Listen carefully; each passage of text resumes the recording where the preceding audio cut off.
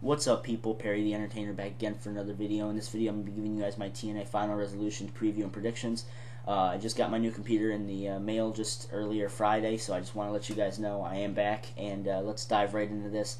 First match we're going to have Bully Ray versus Austin Aries. The match is finally made official on this past episode of Impact, and I'm not really shocked at it. I'm actually kind of due to how far Austin Aries has fell over the last 3-4 months. He went from TNA World Champion to being Jeff Hardy's bitch. I'll just say that, being Jeff Hardy's bitch, to now in this feud with Bully Ray and his opposed affair, I guess you're saying, with Brooke Hogan. So something like that. The match is made official on Impact, if I already said that before.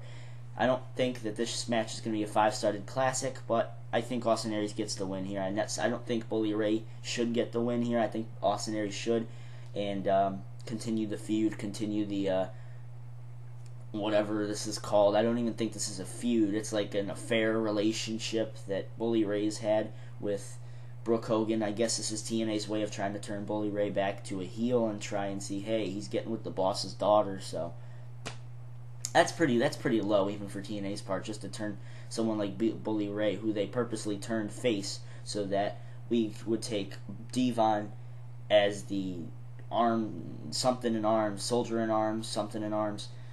With Devon being in the Aces and Eights, that's the reason they even turned Bully Ray face, so that Devon would be taken as a legit heel in the Aces and Eights. And speaking of Devon, he recently won the television championship on this past episode of Impact as well, beating Samoa Joe.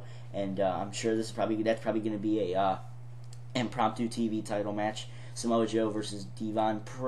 I'm sure it probably will happen. If it does, Devon will probably get the win just to keep the title around his waist. I don't necessarily think that TNA is going to let Devon have this short reign with the Aces and Eights. I think this is only going to be the beginning. And let's move on. We have another match with the Aces and Eights. The Aces and Eights take on West Brisco, the latest winner of the TNA Gut Check. Garrett, Bischoff, of all people. Kurt Angle and Samoa Joe, so I'm pretty sure they're not going to have Samoa Joe and Devon, but they're probably going to have it on next week's episode of Impact.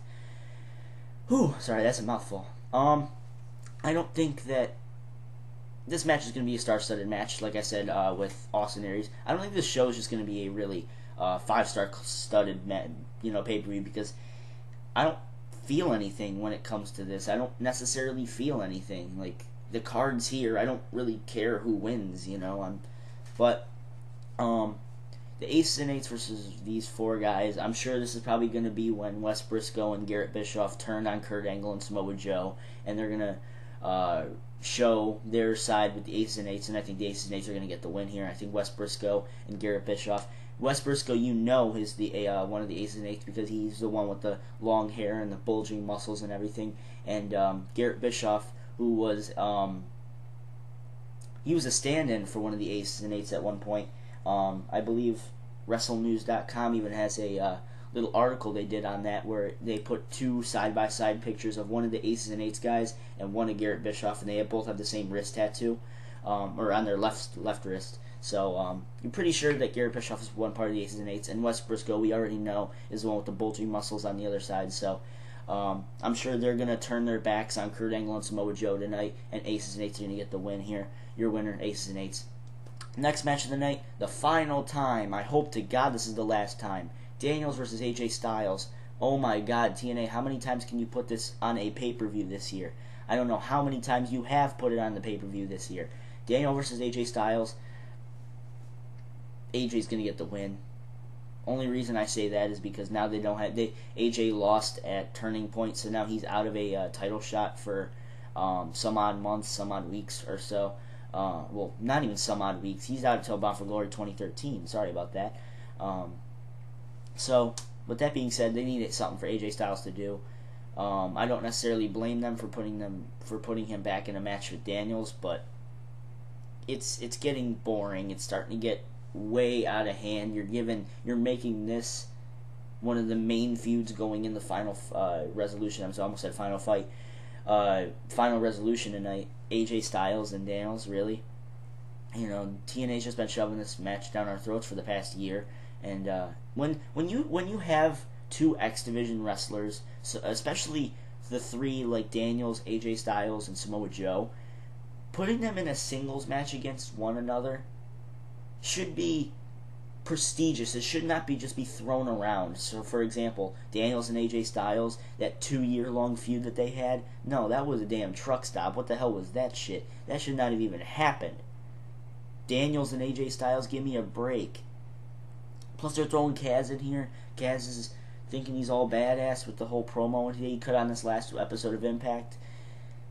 It doesn't work. I'm sorry, I didn't feel any hatred for the guy at all. I knew, I'm like, yeah, this guy's just trying to make us hate him, and it's not working.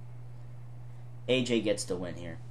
TNA Knockouts titles on the line. Mickie James versus Tara. We saw the return of Velvet Sky on this last episode of Impact as well. I thought she was fired, so I guess TNA brought her back. It's always good to see Velvet Sky back. She was a average wrestler, maybe average, mediocre at best. Mickie James and Tara. Tara should get the win, but I've been predicting a lot. Well, it's pretty balanced at this point. I predicted AJ, Aces and Eights, and Austin Aries to get the win, so I think Tara getting the win here wouldn't be a bad thing for TNA. I don't think TNA needs Mickie James to hold the belt. Having her return on 3 weeks episode of Impact where she won the big battle royal, last eliminating Gail Kim to get the title shot. I don't think it's really much of a. I'm trying to think of the word here. It's not really much of. It wouldn't be much of a bad thing, I'd say, if Tara got the win here. So I think Tara's going to get the win. I'm sure Velvet Sky is going to have some part in this match, and Tara's going to get the cheap win. Next match, Kenny King, my boy Kenny King, versus RVD for the TNA X Division Championship. Now, see, the reason why I'm thinking about this match is because they wouldn't just randomly throw an X Division number one contenders match on this episode of Impact with Zema Ion, Kid Cash, and Kenny King. A lot of K's in that match. They wouldn't randomly just throw a triple threat number one contenders match on the card just for it to be kind of a killer to make RVD look good. So I'm starting to think about it. I'm like, is TNA serious about Kenny King, or are they just going to have him job to RVD? I'm going to take the safe route, and I'm going to say they're going to just job him and go to RVD. This is what TNA's been doing over the past number of months with Kenny King, and especially with Zema Ion over the past number of weeks. Especially having him lose to that one guy. He didn't lose to that one guy. He beat, what's his name? Was it Christian York? No, it wasn't Christian York. I don't remember. It was one of the whatchamacallit guys. It was one of the gut check guys. Anyway, RVD gets the easy win here. TNA Tag Team title match. Joey Ryan and Matt Morgan versus Chavo and Hernandez. TNA is all over the place with Joey Ryan right now. It looked like they were going to throw him into a title match with a title feud, with RVD, and that went nowhere. Didn't really. I don't know if TNA didn't plan for Joey Ryan to take the title from him, or did they think that? I'm thinking about what I'm trying to say here. Or they just can't make up their minds with Joey Ryan. It looked like Matt Morgan was going to be in this. He's going to be in this world title feud. I'm sorry. Like I said, it's 9 a.m. Sorry. It looked like they're going to throw Matt Morgan into this world heavyweight title picture by making him look like this big monster, kind of like how the Big Show and or Mark Henry were over the past 2 years. So it looks like, Matt Morgan's going to be the guy to watch in this match, and I wouldn't count out if TNA let Joey Ryan and Matt Morgan have the belts here. Actually, I would not be shocked. They have to find some place for Joey Ryan. They already tried putting him in the X Division, and I guess the fans didn't take him seriously, and that didn't work out. Now he's in this tag team title match. You can't get any worse than this, other than having a feud with Devon for the TV title, and that's not going to work because he's with the Aces and Eights. He's a heel for right now. So TNA's not notorious for known for putting heels versus heels, but Joey Ryan, Matt Morgan, I think are going to get the win here. I would not necessarily count out Chavo or Hernandez, but it would only make sense having Joey Ryan and Matt Morgan win. But then again, I did pick Joey Ryan to get the win over RVD at Turning Point, and that didn't work. So I have a feeling that Joey Ryan and Matt Morgan are going to win because of the factor of Matt Morgan being in the match this time instead of being thrown out of ringside for the match. So with that being said, let's move on to the last match of the night. The TNA World Heavyweight title is on the line. Bobby Roode, the It Factor of professional wrestling, versus the charismatic enigma Jeff Hardy.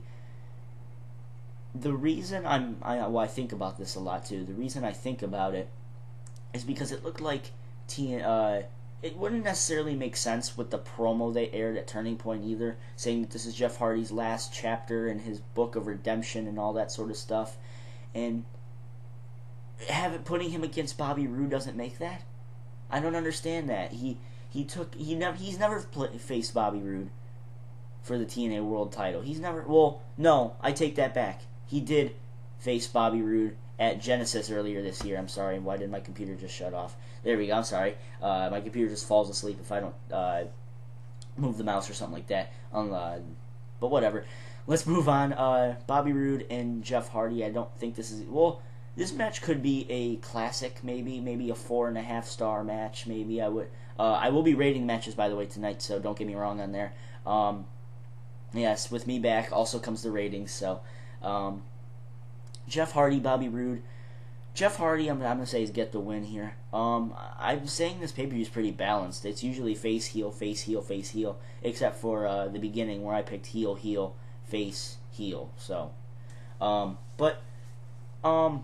the only reason I can see Jeff Hardy losing this match is if he doesn't re-sign his contract. That's as simple as I could put it.